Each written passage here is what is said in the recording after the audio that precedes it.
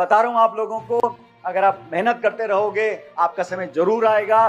पद पोस्ट मिलते रहेंगे, लेकिन पद जब मिल जाएं तो कृपया करके उन लोगों का साथ नहीं छोड़ना जो आपके हमसफर रहे, जिन्होंने आपको उन पदों पर पहुंचाया है। उन लोगों को साथ रखना पड़ेगा जो आपके कार्यकर्ता रहे, साथी रहे।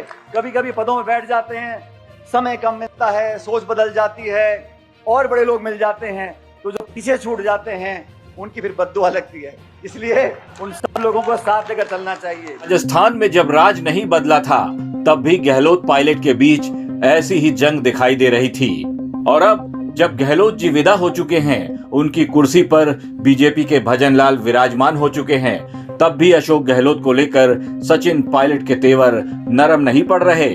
पायलट अब भी गहलोत का नाम तो नहीं ले रहे, लेकिन खुलकर कह रहे हैं कि जिसने आपके लिए मेहनत की, आपके साथ खड़ा रहा। दोस्तों, कुर्सी और पद मिलने के बाद उसे भूल मत जाना, क्योंकि उसकी बद्दुआ जरूर लगेगी।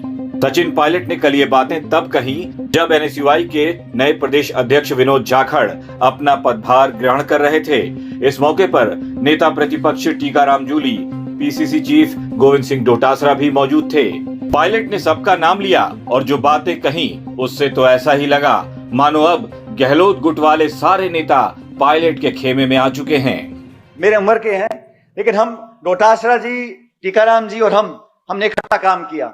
जिले के अध्यक्ष थे, मैं प्रदेश में अध्यक्ष काम कर रहा था, आज मैं दिल्ली का महासचिव हूं, ये प्रदेश अध्यक्ष और नेता प्रतिपक्ष हैं। समय का चक्र रुकता नहीं है साथियों, इसलिए यहाँ जितने आप बैठे हो, आप भी कभी ना कभी इन पदों पर बैठोगे। कोई ना कोई संसद में जाएगा, कोई ना कोई विधानसभा में जाएगा। और कोई कितना भी चाहे, सुनो, कोई कितना भी चाहे, मेरा अनुभव ये कहता है, हवा, पानी और नौजवान अपना रास्ता ढूंढ लेते हैं। अब आपको सिर्फ, लेकिन हां, आपकी नीयत में, आपकी काबिलियत में, आपकी मेहनत में अगर कहीं खोट आएगी तो वो छिपती भी नहीं है। तो कृपया करके संकल्प लो, मेहनत करो। समय लग सकता है, लेकिन मैं बता रहा हूं आप लोगों को, अगर आप मेहनत करते रहोगे आपका समय जरूर आएगा। पद पोस्ट मिलते रहेंगे, लेकिन पद जब मिल जाएं तो कृपया करके उन लोगों का साथ नहीं छोड़ना जो आपके हमसफर रहे, जिन्होंने आपको उन पदों पर पहुंचाया है। उन लोगों को साथ रखना पड़ेगा जो आपके कार्यकर्ता रहे, साथी रहे। कभी कभी पदों में बैठ जाते हैं, समय कम मिलता है, सोच बदल जाती है और बड़े लोग मिल जाते हैं, तो जो पीछे छूट जाते हैं उनकी फिर बद्दुआ लगती है। इसलिए उन सब लोगों को साथ लेकर चलना चाहिए। डोटासरा का नाम लिया था तभी सबको पता चल गया था कि अध्यक्ष जी भी अब उधर के नहीं रहे, इधर के हो चुके हैं। डोटासरा जी ने जब माइक थामा तो उन्होंने भी सचिन पायलट का नाम लिया और सबको बता दिया कि मेरे चुनाव में पायलट साहब ने कैसे दबाकर मेहनत की थी। मेरे सामने लड़े थे तो जोश जोश में बोल गए पायलट साहब कि मैं इस चुनाव को रंगीन बना दूंगा।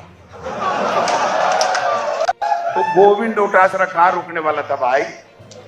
दूसरे दिन मेरे को मौका मिला, मैंने कहा तू तो रंगीन बनाएगा भाई, मैं इस चुनाव को चक्री बना दूंगा। तो इस राजस्थान में इस बीजेपी की चक्री बना दे विनोद भाई, सबको साथ लेकर के। और कांग्रेस पार्टी की जहां भी आपको आवश्यकता होगी, हम लोग आपके साथ खड़े मिलेंगे, आपके मार्गदर्शन में मिलेंगे। जो लोग अशोक गहलोत के साथ चला करते थे, उनके खासम खास हुआ करते थे, वही लोग अब सचिन पायलट के साथ खुलकर खड़े हैं। अब जरा सोचिए, ये तस्वीरें जब गहलोत जी ने देखी होंगी तो उन पर क्या बीती होगी। शायद किसी ने सच ही कहा है कि यही तो सियासत है, ना तो दुश्मनी ही परमानेंट रहती है और ना ही दोस्ती का कोई वक्त होता है। कब किसके साथ हो जाए पता नहीं।